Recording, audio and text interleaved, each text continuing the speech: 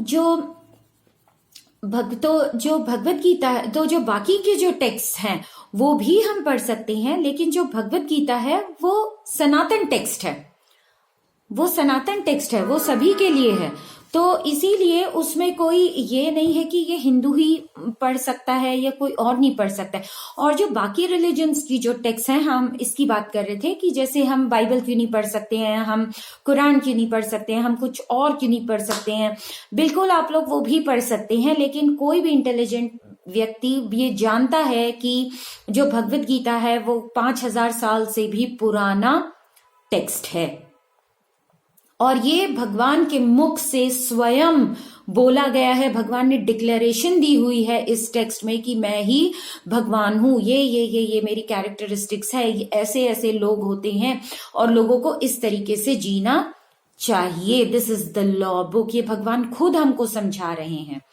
तो that is why और बाकी के जो टेक्स्ट है, बाइबल हो गया या कुरान हो गया, ये भगवान के मुख से नहीं है, ये जीसस ने कंपोज की हुई है या मोहम्मद ने कंपोज की हुई है, जो ये कहते हैं कि हम भगवान के बेटे हैं, इसीलिए वो रिलीजन्स भी बोनाफाइड हैं। लेकिन भगवान के मुख से स्वयं से जो निकला हुआ गीत है, भगवत गीत है, वो श्रीमद् भगवत गीता है।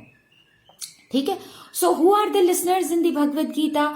हम आप सुन रहे हैं। सबसे पहले जो लिसनर है, लेकिन वो है अर्जुना, क्योंकि वो बहुत ही प्रिय है भगवान के, बहुत ही प्रिय भक्त भी हैं और मित्र भी हैं। तो ऐसे लोगों को भगवान जो है ये जो सीक्रेट ज्ञान है वो रिवील करते हैं। और अर्जुन के अलावा वहां पे 2 और लोगों ने भगवत गीता सुनी। एक तो खुद संजय थे, जो दूर से धृतराष्ट्र को सुन के हर चीज बता रहे थे, और एक थे बर्बरिक, वो भी थे जो भीम के जो बेटे थे। और एक और बंदे थे हनुमान जी, जो उस पे लहरा रहा था, जो उस पे बैठे हुए थे फ्लैग पे, अर्जुना और कृष्णा के रथ पे। तो उन्होंने भी जो है भगवत गीता उस टाइम वहां पे सुनी। और अर्जुना के थ्रू जो है ये भगवत ज्ञान जो है ये हमको आ रहा है, इसीलिए हम भी ये ज्ञान सुन पा रहे हैं, समझ पा रहे हैं। हमारा 8th क्वेश्चन है, for how long did the lord speak the Bhagavad Gita? केवल 45 मिनट्स। आप मानो या ना मानो, सिर्फ 45 मिनट्स पे बोली गई थी, और अर्जुना को ये हर चीज बहुत अच्छे से समझ आ गई थी। लेकिन क्योंकि हम कलयुग के लोग हैं ना, हम कुछ ज्यादा ही लॉजिक लगाते हैं हर बात में, तो इसलिए हमको भगवान की चीजें नहीं समझ आती है। क्योंकि भगवान जब कुछ बोलते हैं तो हमें अपना लॉजिक खत्म करना होता है, हमको सिर्फ वो करना होता है जो भगवान और गुरु बोलते हैं। गुरु ने बोल दिया ये करना है, तो हो सकता है लॉ बुक में ना हो, लेकिन अगर गुरु ने कहा है तो वो हम करेंगे। भगवान ने कह दिया कि मारना है, हो सकता है वो हमारे हिसाब से लॉ बुक में ना हो, लेकिन हमको मारना है। तो इसी मतलब कोई भी चीज करनी है, मारना है। मतलब मैंने युधिष्ठिर जी को कृष्णा ने एक चीज बोली थी युद्ध भूमि में कि तुम ये जाके अनाउंस कर दो कि अश्वत्थामा मर गया। तो युधिष्ठिर कहते हैं मैं नहीं बोल सकता क्योंकि अश्वत्थामा तो जिंदा है। तो बोले नहीं, मैं बोल रहा हूं कि तुम बोलो। तो just because Yudhishthira Maharaj denied saying what Krishna asked him to say, he was sent to hell for a day. क्योंकि कृष्णा ने कहा था अश्वत्थामा एक्चुअली में हाथी मर गया है। कृष्णा का मतलब कभी ये नहीं था कि द्रोणाचार्य का जो बेटा है अश्वत्थामा वो मर गया है। तो भगवान किस तरीके से क्या चीज प्रेजेंट करना चाहते हैं वो जो है हमारी बुद्धि नहीं समझ सकती है। तो इसलिए बहुत सारे मामलों में हमको बिल्कुल चुपचाप रहना चाहिए। What is the significance of the suffix as it is? तो जब प्रभुपाद ने कमेंट्री लिखी भगवत गीता पे, तो क्योंकि इस्कॉन की जो भगवत गीता है एज इट इज वो खूब बिकती है, it sells like hot cakes, और उसने बाकी जितनी कमेंट्रीज ऑन भगवत गीता है उसको पूरी तरीके से ओवर पावर कर दिया है। क्यों? क्योंकि जो इस्कॉन का जो ज्ञान आ रहा है वो पूरा डिसिप्लिन सक्सेशन में आ रहा है, पूरा परंपरा में आ रहा है।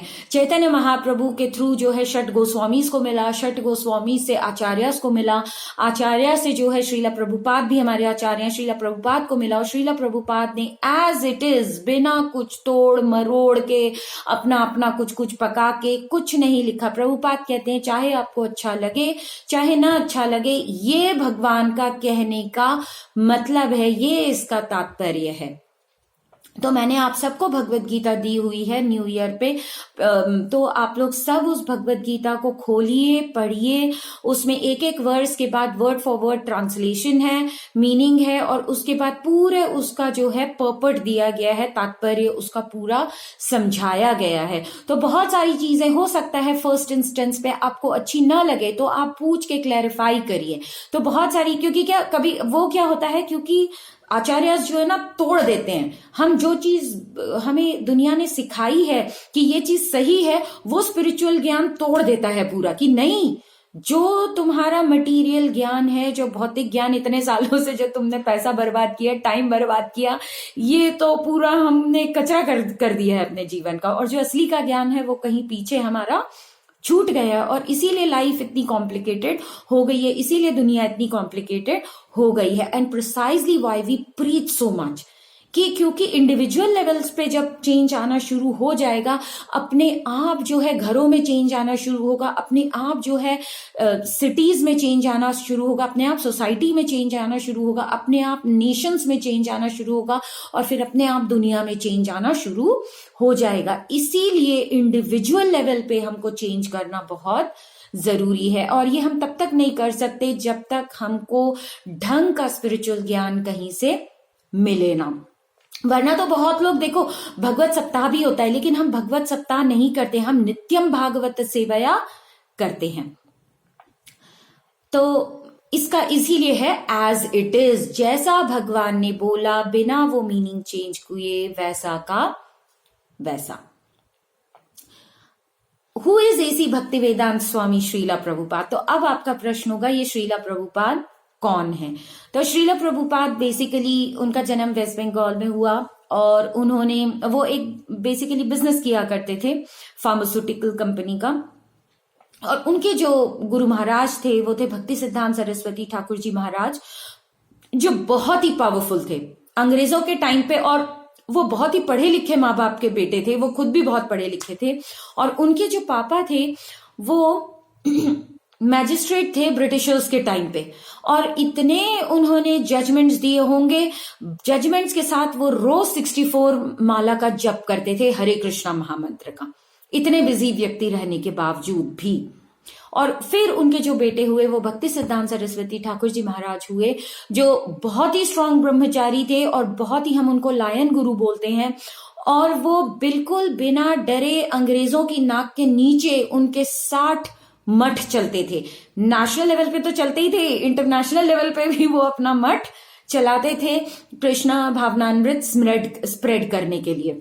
Because Indians were getting whitewashed. They didn't understand what was our culture, because they thought that whatever is English was better in those days. तो वो जो है उस चीज को तोड़ते थे।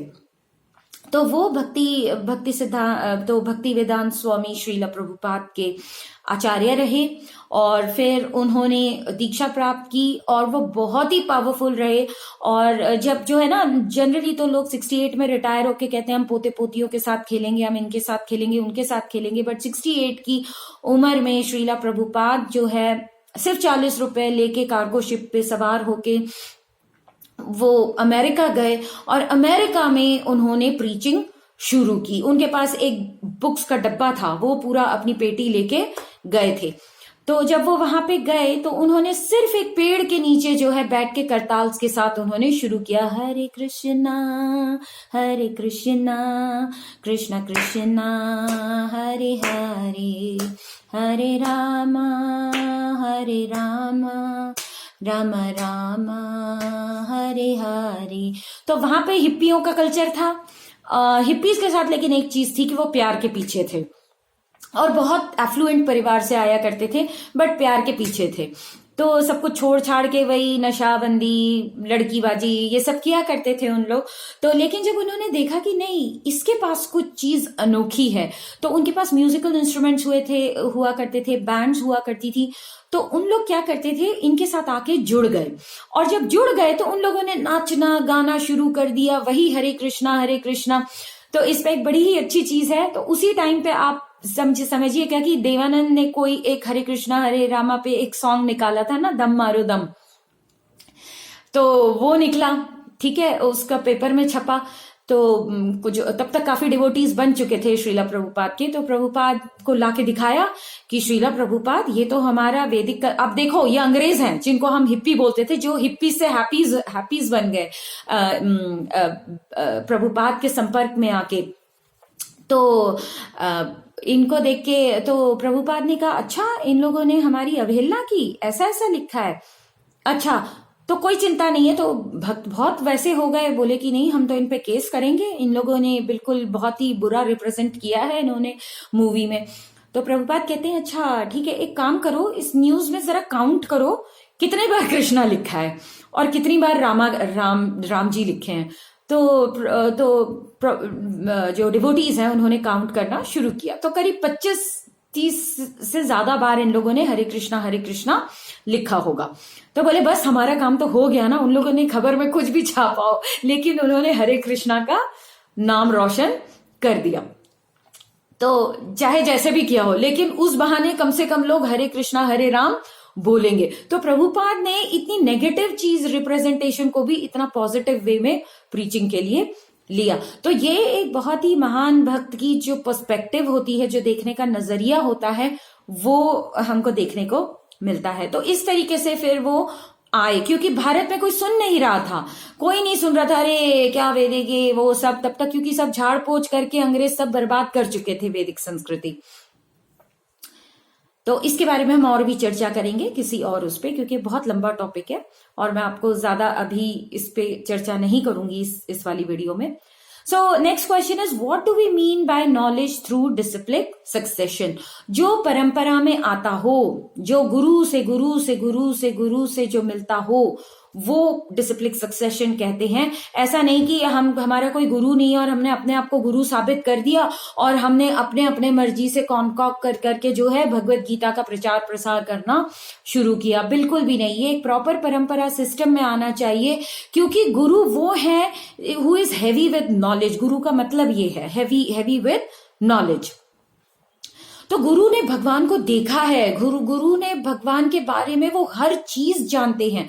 तो जब हम भगवान के बारे में जब हमको बोलना है, तो हम उससे ज्ञान लेंगे जिसने देखा है, जिसने परखा है, जिसने समझा है। कोई अगर आपके बारे में ऐसी उल्टा पुल्टा बोल दे बिना आपको जाने पूछे, आपको कैसा लगेगा? बुरा लगेगा, शायद आप केस भी कर दो कि इसने मेरे पे ऐसा कैसे इल्जाम लगा दिया। वैसे ही भगवान है, भगवान is just our loving father. तो इसीलिए हम तो उनको फॉर ग्रांटेड ले लेते हैं कि हाँ भगवान, अरे उनके बारे में तो कुछ भी बोल सकते हैं। No, which is why we have to be very careful about what we present about what the Lord has said. Do we need to know Sanskrit in order to understand the Bhagavad Gita? No, बिल्कुल भी नहीं। तो क्योंकि ये जो ज्ञान है ना, ये बहुत ही ट्रांसेंडेंटल ज्ञान है। Transcendent means it transcends the material senses. तो ये श्रवण से होता है। आपको भाषा समझ आए चाहे ना आए, जो भगवान की शक्ति है, उन शब्दों के द्वारा एनर्जी जो है वो प्रवाहित होती रहती है। तो चाहे मैं अंग्रेजी में बोलूं, चाहे मैं हिंदी में बोलूं, आप तक ये ज्ञान भगवद गीता का जरूर पहुंचेगा।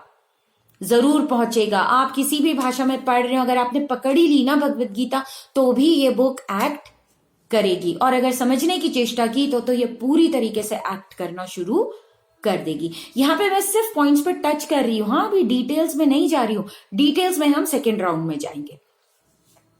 What is the meaning of the Bhagavad Gita? पहले भी हमने डिस्कस किया है। भगवत मीन्स भगवान का, गीता गीत, भगवान का गीत is Bhagavad Gita. What are the topics of the Bhagavad Gita? पूरी भगवद गीता में 5 टॉपिक्स हैं। ईश्वरा, जीवा, प्रकृति, कर्मा एंड काला। ईश्वर भगवान, जीवा प्राणी सिर्फ ह्यूमन बीइंग्स नहीं, प्राणी मतलब कोई भी प्राणी, जीव जंतु भी, प्राणी जीव, ईश्वरा जीवा प्रकृति। प्रकृति मतलब नेचर नहीं, प्रकृति means 3 modes of material nature, mode of goodness सात्विक, मोड ऑफ पैशन राजसिक, मोड ऑफ इग्नोरेंस तामसिक, 3 मोड्स प्रकृति। कर्मा, हम जो एक्शन रिएक्शन करते आ रहे हैं, जन्म जन्मांतर में पढ़ते आ रहे हैं एक्शन रिएक्शन के कारण, कर्मा। काला, time, time is the deciding factor, time. तो अगर कोई भी किसी भी इंडिविजुअल लेवल पे, सोशल लेवल पे, फेमिलियल लेवल पे, इंटरनेशनल लेवल पे अगर आपको किसी भी प्रॉब्लम का सोल्यूशन चाहिए ना, तो आप इन 5 टॉपिक्स के आसपास आप देख लो कि आप क्या मिस आउट कर रहे हो। भगवान को तो हम मिस कर ही देते हैं, वहीं पे गलती कर देते हैं। तो हम कहीं ना कहीं इन 5 के बीच में फंस जाते हैं और इसीलिए जो है ना ये प्रॉब्लम हमारी आती है। ये बहुत इजी है जानना कि हमारी इक्वेशन कहां पे गड़बड़ा गई है।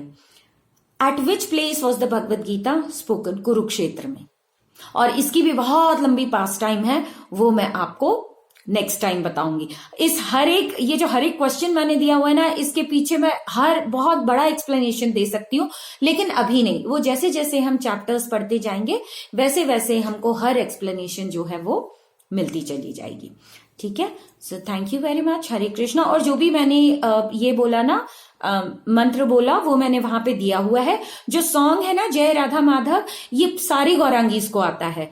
जय राधा माधव कुंज बिहारी, ये अगर आप गाएंगे ना तो गौरांगीज गाएंगे, नहीं हो गौरांगीज नहीं गा सकते हैं, लेकिन जो बहुत सालों से आ रहे हैं उन्हें ये आता है। ठीक है, so thank you very much. Hare Krishna. मैं यहाँ पे यहीं स्टॉप करूंगी और फिर मैं नेक्स्ट वीडियो कल भेजूंगी, शॉर्ट भेजूंगी। ये तो फिर भी लंबी हो गई क्योंकि इसमें काफी क्वेश्चंस थे, लेकिन कल से जो है मैं एकदम शॉर्ट वीडियोस बना के भेजूंगी क्योंकि ये इंट्रोडक्टरी वीडियोस रहेंगी। Thank you very much. Hare Krishna.